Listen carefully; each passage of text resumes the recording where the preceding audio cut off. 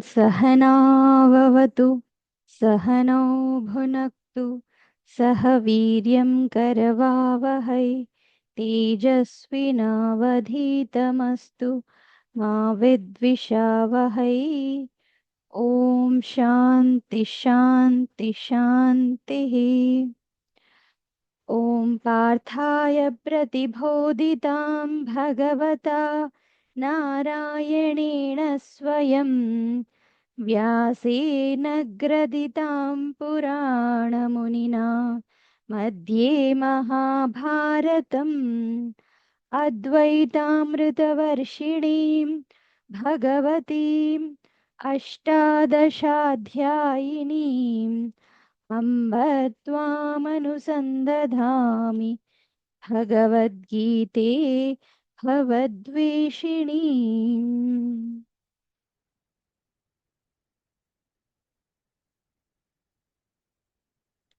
నాలుగవ అధ్యాయం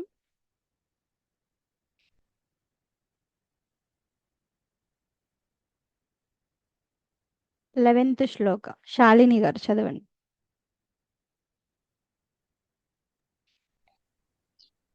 ये यथा मां प्रपद्यन्ते तांस्तथैव भजाम्यहम् मम वर्त्मानुवर्तन्ते मनुष्याः पार्थ सर्वशः। శేషు గారు 12th. काङ्क्षन्तः कर्माणां सिद्धिं यजन्त इह देवताः क्षिप्रं हि मानुषे लोके सिद्धिर्भवति कर्मजा।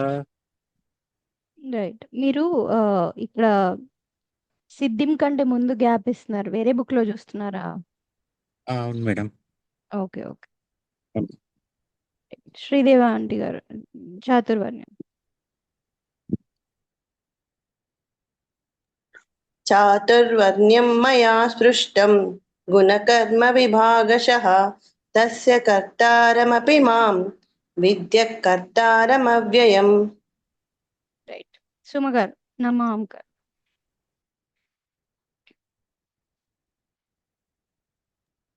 न मां कर्माणि लिम्पन्ति न मे कर्मफले स्पृहः इति मां योऽभिजानाति कर्मभिर्न स बध्यते। సెకండ్ లైన్ చెప్పండి. न मे कर्मफले स्पृहा। రైట్. इति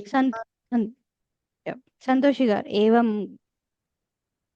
एवं ज्ञात्वा कृतं कर्म पूर्वैरपि मुमुक्षुभिः कुरु कर्मैव तस्मात् त्वं पूर्वतरं कृतम्। భాస్కర్ గారు కిం కర్మ. किं कर्म किमकर्मेति किं कर्म किमकर्मेति कवयोऽप्यत्र मोहिताः तत्ते कर्म प्रक्ष्यामि यज्ञात्वा मोक्षसे शुभात्। థర్డ్ లైన్ చెప్పండి. तत्कर्म प्रक्ष्यामि तत्ते कर्म प्रक्ष्यामि तत्ते कर्म प्रवक्ष्यामि यज्ञात्वा मोक्षसे शुभात्। రైట్. ఓకే. 17th నుంచి కర్మణో హ్యపి బోద్ధవ్యం చ వికర్మణః అకర్మణశ్చ బోద్ధవ్యం గహనా కర్మణో గతిః. బక్ల గారు కర్మణో హ్యపి బోద్ధవ్యం कर्मणो ह्यपि बोद्धव्यं च विकर्मणः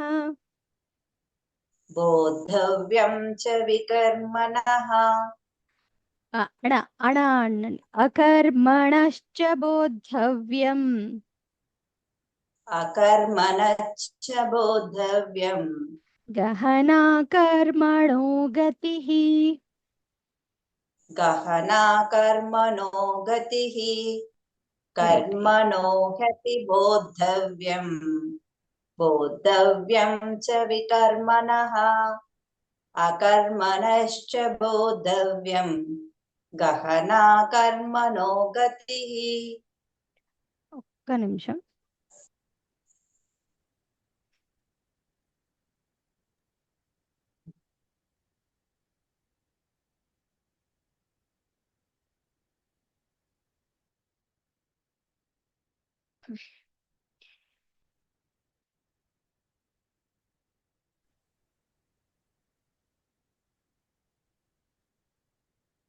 శాలిని గారు. कर्मणो ह्यपि बोद्धव्यम् बोद्धव्यं च विकर्मणः अकर्मणश्च बोद्धव्यं गहना कर्मणो गतिः సుమ గారు. कर्मणो ह्यपि बोद्धव्यं बोद्धव्यं च विकर्मणः अकर्मं च बोद्धव्यं गहना कर्मणो गतिः శ్రీదేవి గారు. कर्मणो ह्यपि बोद्धव्यं बोद्धव्यं च विकर्मणः अकर्मणं च बोद्धव्यं गहना कर्मणो गतिः సంగీత. हरि ओम् Hmm. कर्मणो ह्यपि बोद्धव्यं बोद्धव्यं च विकर्मणः अकर्मं च बोद्धव्यं गहना कर्मणो गतिः సెకండ్ లైన్ మళ్ళీ చెప్పండి. बोद्धव्यं च विकर्मणः థర్డ్. अकर्मं च बोद्धव्यम् అకర్మణశ్చ. अकर्मणश्च बोद्धव्यं गहना कर्मणो गतिः శేషు గారు. कर्मणो ह्यपि बोद्धव्यं बोद्धव्यं च विकर्मणः अकर्मणश्च बोद्धव्यं गहना कर्मणो गतिः మధులత గారు.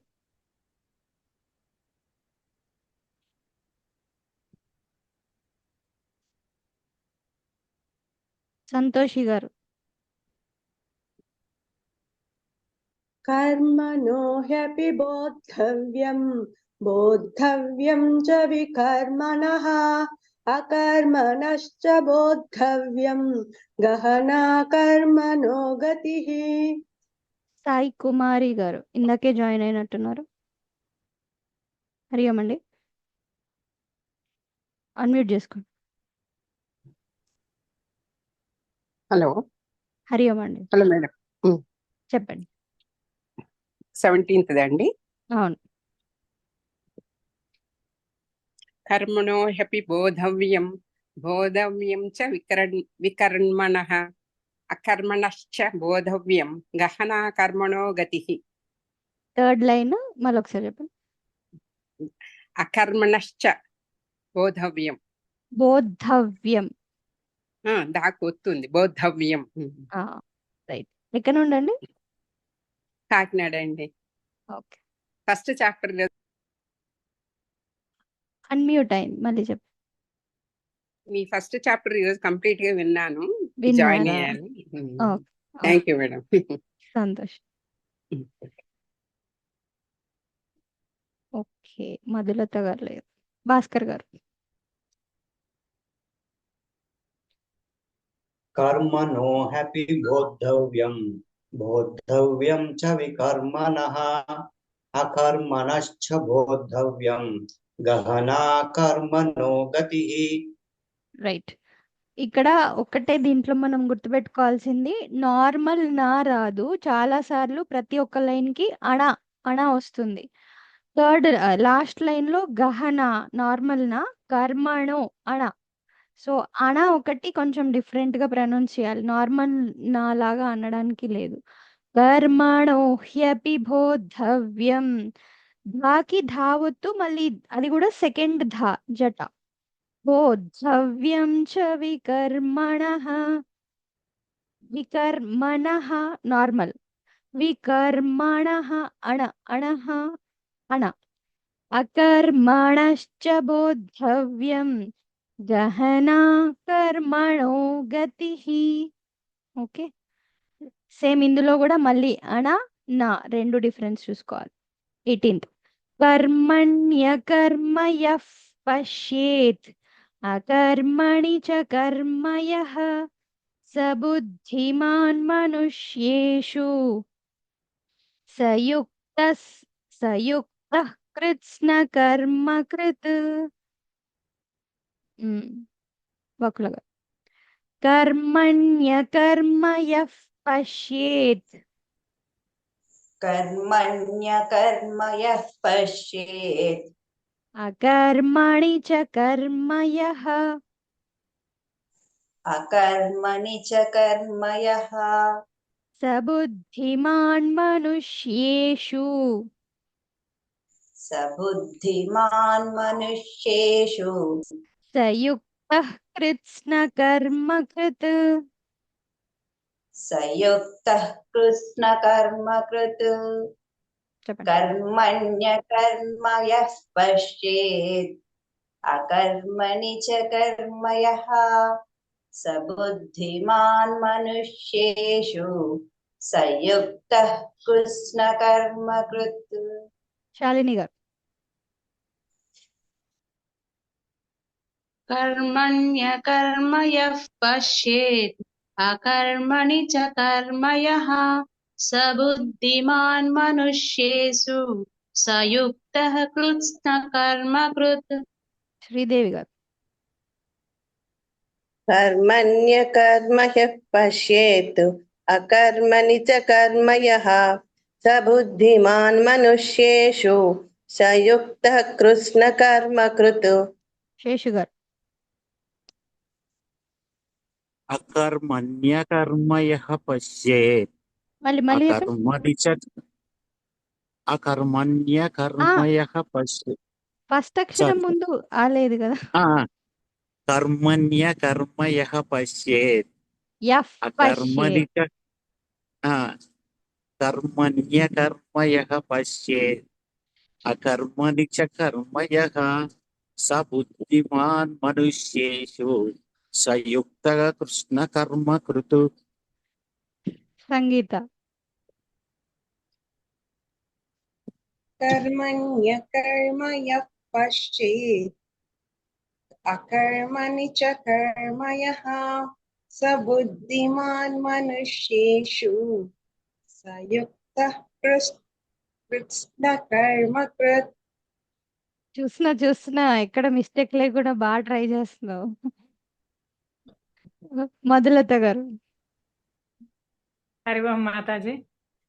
కర్మణ్యకర్మ యః పశ్యేత్ అకర్మణి చ కర్మ యః స బుద్ధిమాన్ మనుష్యేషు సయుక్త కృత్స్న కర్మ కృత్. సుమ గారు. कर्मण्यकर्म यः पश्येत् अकर्मणि च कर्म यः स बुद्धिमान् मनुष्येषु सयुक्तस्कृत्स्नकर्मकृत्. సంతోషి గారు. कर्मण्यकर्म यः पश्येत् अकर्मणि च कर्म यः स बुद्धिमान् मनुष्येषु सयुक्तः कृत्स्नकर्मकृत्. సాయి కుమారి గారు.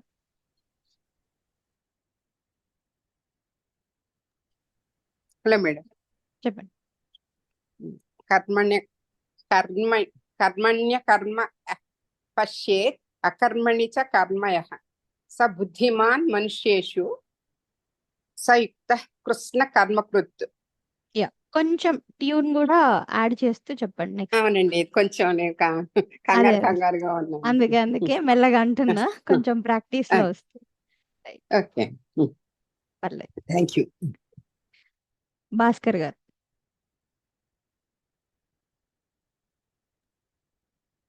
कर्मण्यकर्म यः पश्येत् अकर्मणि च कर्म यः न बुद्धिमान् मनुष्येषु स युक्तः कृत्स्नकर्मकृत् రెండు సార్లే థర్డ్ ఫోర్త్ లైన్ సబుద్ధిమాన్ स बुद्धिमान् मनुष्येषु स युक्तः कृत्स्नकर्मकृत् రైట్ నెక్స్ట్ యస్య సర్వే సమారంభాః కామసంకల్పవర్జితాః జ్ఞానాగ్నిదగ్ధకర్మాణం తమాహుః పండితం బుధాః.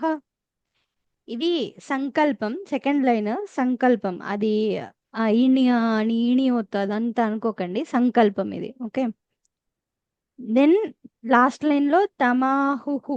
ఓకే, కానీ పా ఉంది కాబట్టి తమాహు పండితం బుధాహ. 3 లైన్స్ కి ఫస్ట్ సెకండ్ థర్డ్ మూడింటికి దీర్ఘం ఉంటుంది, విసర్గ ఉంటుంది. And first line last line కి జటా ఉంది కాబట్టి అన్ని స్ట్రెస్ చేస్తూ పలకాలి. యస్య సర్వే సమారంభాః यस्य सर्वे समारम्भाः కామసంకల్పవర్జితాః कामसङ्कल्पवर्जिताः జ్ఞానాగ్నిదగ్ధకర్మాణం ज्ञानाग्निदग्धकर्माणम् ज्ञानाग्निदग्धकर्माणम् తమాహుః పండితం బుధాః. तमाहुः पण्डितं बुधाः రైట్, यस्य सर्वे समारम्भाः कामसङ्कल्पवर्जिताः ज्ञानाग्निदग्धकर्माणम् तमाहुः पण्डितं बुधाः. శాలిని గారు. यस्य सर्वे समारम्भाः कामसङ्कल्पवर्जिताः ज्ञानाग्निदग्धकर्माणं तमाहुः पंडितं बुधाः. సంతోషి గారు.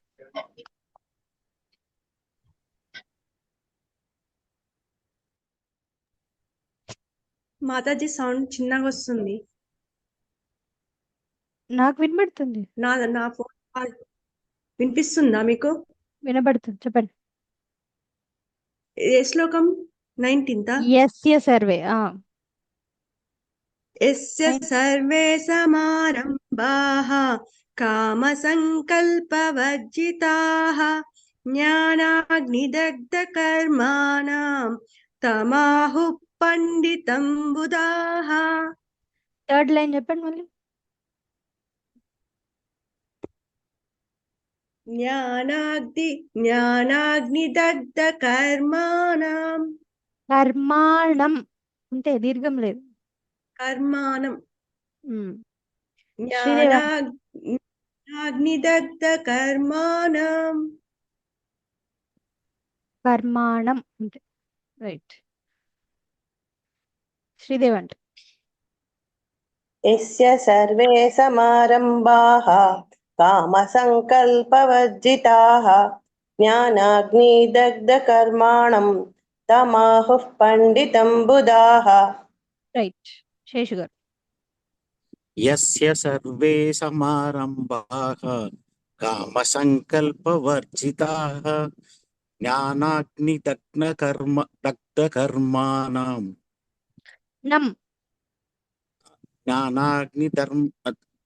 జ్ఞానాగ్నిదగ్ధకర్మాణం తమాహుః పండితం బుధాః. రైట్. సంగీత. यस्य सर्वे समारम्भाः कामसङ्कल्पवर्जिताः ज्ञानाग्निदग्धकर्माणं तमाहुः पण्डितं बुधाः. సూపర్. సుమ గారు. यस्य सर्वे समारम्भाः कामसङ्कल्पवर्जिताः ज्ञानाग्निदग्धकर्माणं तमाहुः पंडितं బుధా. సాయి కుమారి గారు.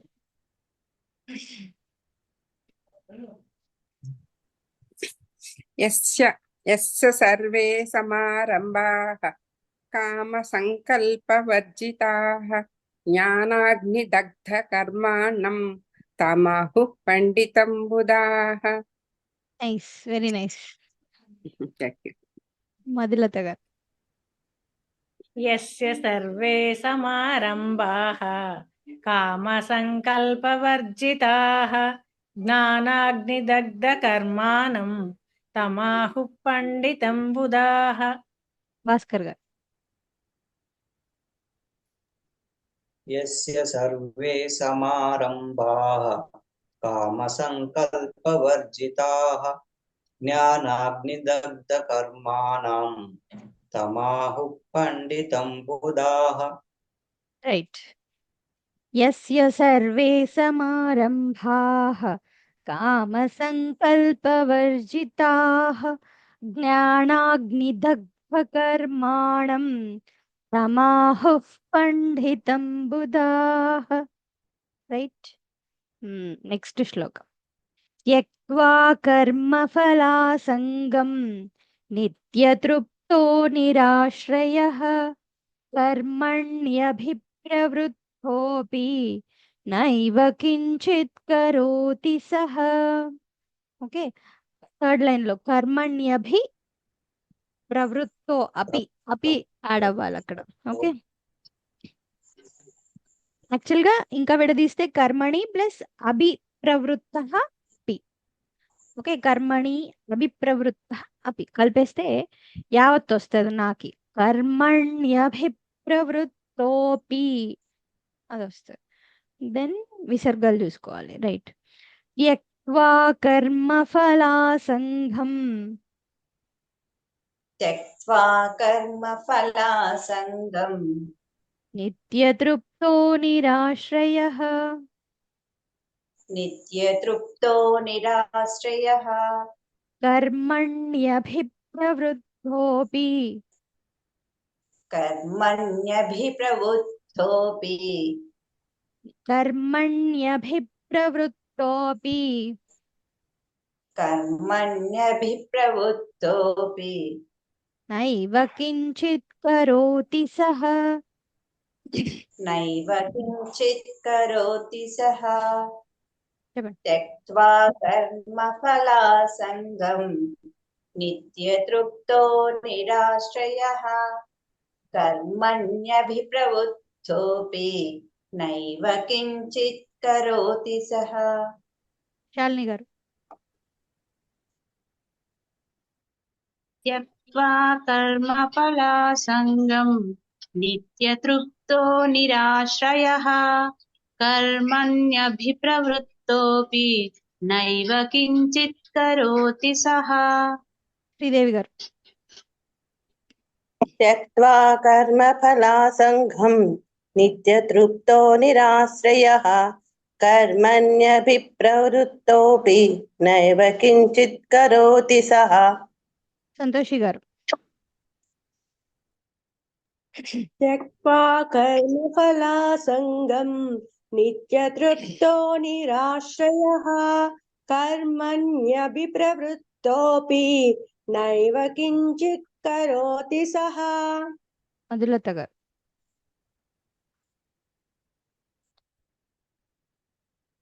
అన్మ్యూట్ చేసుకోండి. త్యక్త్వ కర్మ ఫలాసంగం త్యక్త్వా దీర్ఘం.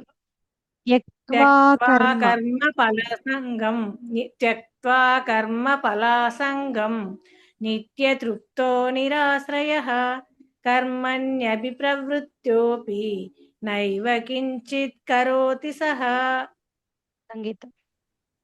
త్యక్త్వా కర్మఫలాసంగం నిత్యతృప్తో నిరాశ్రయః కర్మణ్యభిప్రవృత్తోపి నైవ కించిత్ కరోతి సహ. శేషు గారు. త్యక్త్వా కర్మఫలాసంగం నిత్యతృప్తో నిరాశ్రయః कर्मण्यभिप्रवृत्तोऽपि नैव किञ्चित् करोति सः సుమగారు. त्यक्त्वा कर्मफलासङ्गं नित्यतृप्तो निराश्रयः कर्मण्यभिप्रवृत्तोऽपि नैव किञ्चित् करोति सः. సాయి కుమారి గారు. त्यक्त्वा कर्मफलासङ्गं नित्यतृप्तो निराश्रयः कर्मण्यभिप्रवृत्तोऽपि नैव किञ्चित् करोति सः. భాస్కర్ గారు.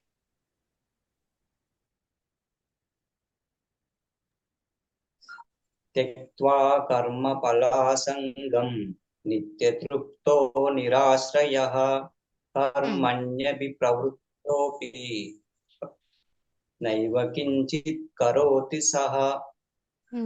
రైట్. నెక్స్ట్. నిరాశీర్యత చిత్తాత్మా త్యక్తః సర్వపరిగ్రహః శారీరం కేవలం కర్మ కుర్వన్నాప్నోతి కిల్భిషం. రైట్. నిరాశీర్యత చిత్తాత్మా निराशीर्यत चित्तात्मा త్యక్తః సర్వపరిగ్రహః त्यक्तः सर्वपरिग्रहः శారీరం కేవలం కర్మ शारीरं केवलं कर्म కుర్వన్నాప్నోతి కిల్భిషం. कुर्वन्नाप्नोति किल्बिषम्. చెప్పండి. निराशीर्यत चित्तात्मा त्यक्तः सर्वपरिग्रहः शारीरं केवलं कर्म कुर्वन्नाप्नोति किल्बिषम्.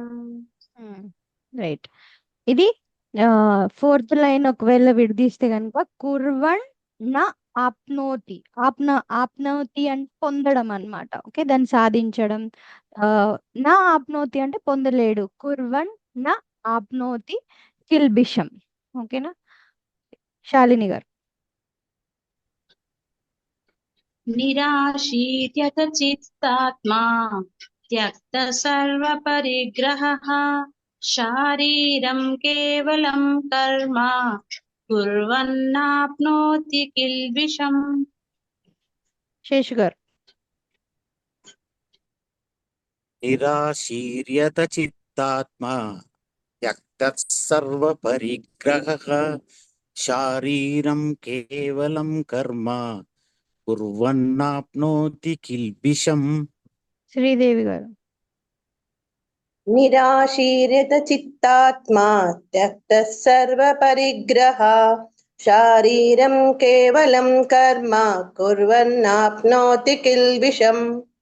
సంగీత. निराशीर्यत चित्तात्मा त्यक्तः सर्वपरिग्रहः शारीरं केवलं कर्म कुर्वन्नाप्नोति किल्बिषम्. కిల్బిషం. సంతోషి గారు.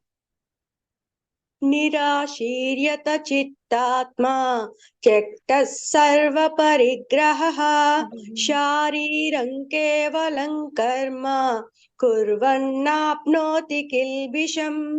వదులుత గారు. నిరాశీర్యత చిత్తాత్మా త్యక్త సర్వపరిగ్రహ శారీరం కేవలం కర్మ కుర్వన్నాప్నోతి కిల్బిషం. సాయి కుమారి గారు.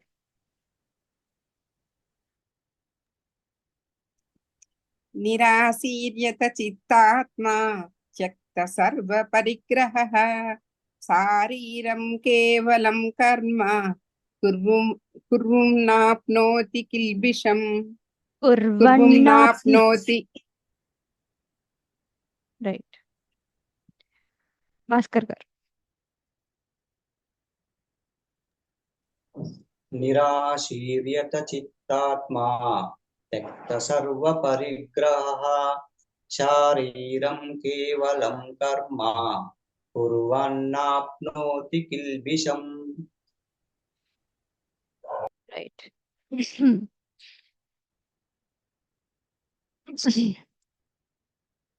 నెక్స్ట్ యదృచ్ఛాలాభసంతుష్టః ద్వంద్వాతీతో విమత్సరః సమసిద్ధావసిద్ధౌ చ కృత్వాపి న నిబధ్యతే. థర్డ్ లైన్, ఫోర్త్ లైన్ ధకి ధావత్తు, సెకండ్ ధా ఝటా చూసుకోవాలి. సెకండ్ లైన్ లోనేమో ద్వంద్వ తీత. ఓకే, కలిపేస్తే ద్వంద్వాతీతో విమత్సరః. యదృచ్ఛాలాభసంతుష్టః యదృచ్ఛాలాభసంతుష్టః ద్వంద్వాతీతో విమత్సరః ద్వంద్వాతీతో విమత్సరః సమసిద్ధావసిద్ధౌ చ సమసిద్ధావసిద్ధౌ చ కృత్వాపి న నిబధ్యతే. కృత్వాపి న నిబధ్యతే. యదృచ్ఛాలాభసంతుష్టః ద్వంద్వాతీతో విమత్సరః సమసిద్ధావసిద్ధౌ చ కృత్వాపి న నిబధ్యతే. శాలిని గారు. యదృచ్ఛాలాభసంతుష్టః ద్వంద్వాతీతో విమత్సరః సమసిద్ధావసిద్ధౌ చ కృత్వాపి న నిబధ్యతే. శ్రీదేవి గారు. యదృచ్ఛాలాభసంతుష్టః ద్వంద్వాతీతో విమత్సరః సమసిద్ధావసిద్ధౌ చ కృత్వాపి న నిబధ్యతే. సంతోషి గారు. యదృచ్ఛాలాభసంతుష్టః ద్వంద్వాతీతో విమత్సరః సమసిద్ధావసిద్ధౌ చ కృత్వాపి న నిబధ్యతే. సంగీత.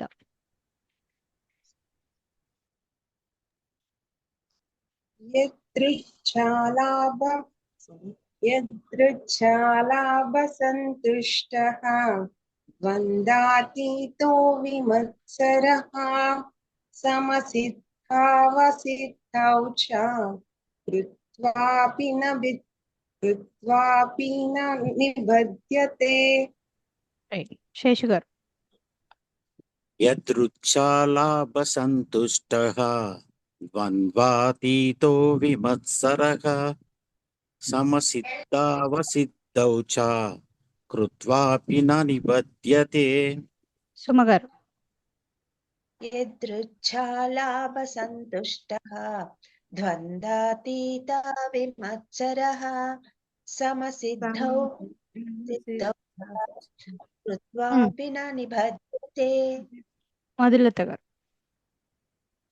యదృచ్ఛాలాభసంతుష్టః ద్వంద్వాతీతో విమత్సరః సమసిద్ధావసిద్ధౌ చ కృత్వాపి న నిబధ్యతే. భాస్కర్ గారు. యదృచ్ఛాలాభసంతుష్టః ద్వంద్వాతీతో విమత్సరః సమసిద్ధావసిద్ధౌ చ కృత్వాపి న నిబధ్యతే. రైట్. మళ్ళీ ఒకసారి అదే చెప్తాను. యదృచ్ఛాలాభసంతుష్టః ద్వంద్వాతీతో విమత్సరః సమసిద్ధావసిద్ధౌ చ కృత్వాపి న నిబధ్యతే. నెక్స్ట్ గతసంగస్య ముక్తస్య జ్ఞానావస్థితచేతసః యజ్ఞాయాచరతః కర్మ సమగ్రం ప్రవిలీయతే. సో సెకండ్ లైన్ లో స్థిత స్ట్రెస్ చేయాలి, సహ విసర్గ. థర్డ్ యజ్ఞాయాచరతః కర్మ. Okay, right. గతసంగస్య ముక్తస్య గతసంగస్య ముక్తస్య ज्ञानावस्थितचेतसः ज्ञानावस्थितचेतसः यज्ञायाचरतः कर्म यज्ञायाचरतः कर्म समग्रं प्रविलीयते। समग्रं प्रविलीयते गतसङ्गस्य मुक्तस्य ज्ञानावस्थितचेतसः यज्ञायाचरतः कर्म समग्रं प्रविलीयते। రైట్, ఇది ప్రాక్టీస్ మళ్ళీ నెక్స్ట్ క్లాస్లో చూద్దాం. ఓం శాంతి శాంతి శాంతి. హరి ఓం శ్రీ గురుభ్యో నమః. హరి ఓం.